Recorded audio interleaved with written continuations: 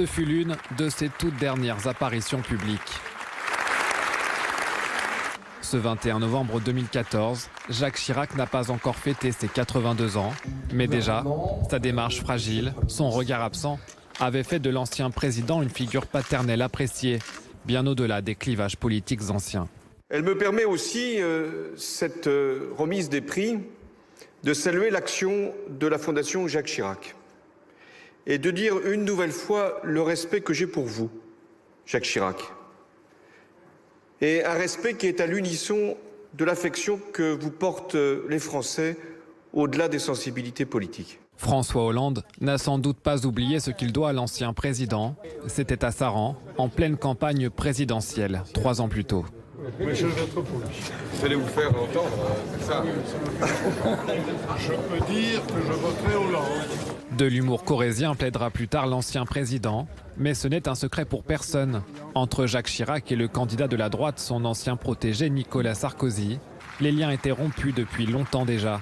Et en soutenant François Hollande, l'ancien chef de l'État renouait d'une certaine façon avec son tout premier engagement politique, à gauche.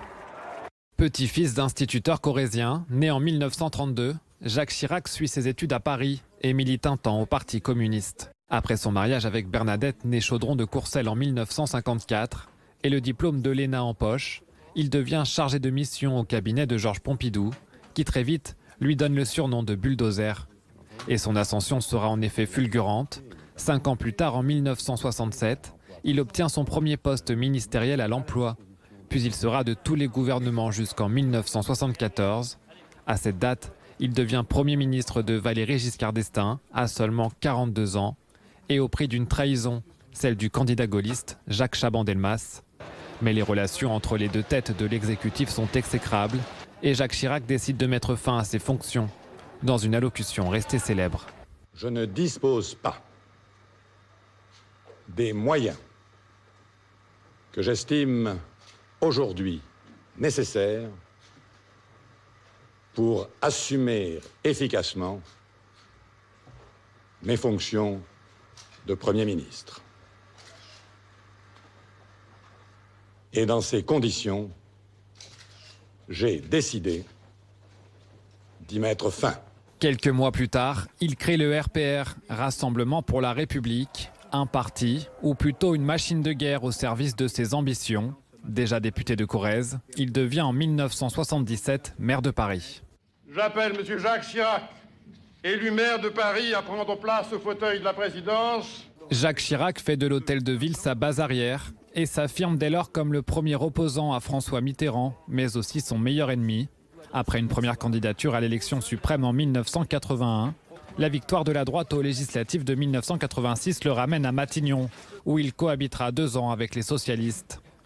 De nouveau candidat en 1988, il aborde cette campagne sans doute un peu trop sûr de ses forces. Nous avons tous en nous quelque chose de Jacques Chirac. Connaître ou ne pas connaître le nom du candidat socialiste, après tout, qu'importe. Car même affaibli par sa maladie, François Mitterrand reste un redoutable adversaire politique. Permettez-moi juste de vous dire que ce soir, je ne suis pas le Premier ministre et vous n'êtes pas le Président de la République. Nous sommes 2 candidats à égalité et qui se soumettent au jugement des Français, le seul qui compte. Vous me permettrez donc de vous appeler Monsieur Mitterrand. Mais vous avez tout à fait raison, Monsieur le Premier ministre.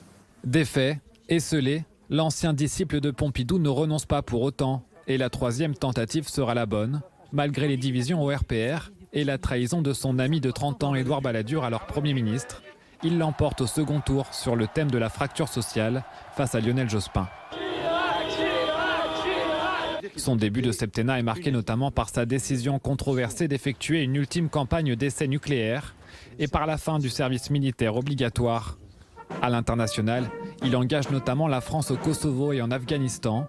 Et en octobre 1996, son coup de colère contre les services de sécurité israéliens qui l'empêchent d'aller au contact de la population palestinienne sera salué dans tout le monde arabe.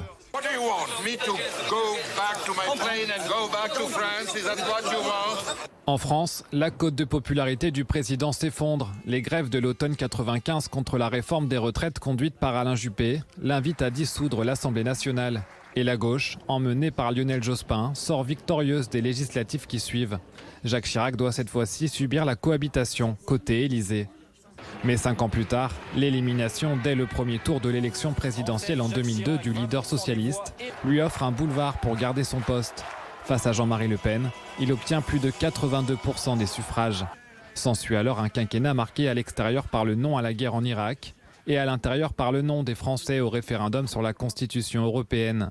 Quinquennat également marqué par les manifestations monstres contre le CPE et l'opposition féroce entre Jacques Chirac et une figure montante de la vie politique, son ministre de l'Intérieur, Nicolas Sarkozy. Notamment s'agissant de la dépense, je décide et il exécute. Jacques Chirac devra aussi répondre à de nombreuses questions sur les affaires ou sur sa maladie, deux sujets qu'il tentera jusqu'au bout d'éviter, même après la fin de son mandat. Comment allez-vous? Écoutez, est-ce que je vous donne l'impression de ne pas aller bien? Non, je ne sais pas, je pose la question. Je me porte très bien, je vous remercie. Je vous souhaite de vous porter aussi bien. Vous n'avez aucun commentaire à faire donc sur le... Aucun. Voilà. Rien d'autre de particulier? Rien. Écoutez, bon après-midi, bonne journée. Restez pas dehors, il fait froid, vous avez peut-être remarqué. Condamné à 2 ans de prison avec sursis dans l'affaire des emplois fictifs de la mairie de Paris, l'ancien président de la République avait choisi de ne pas faire appel.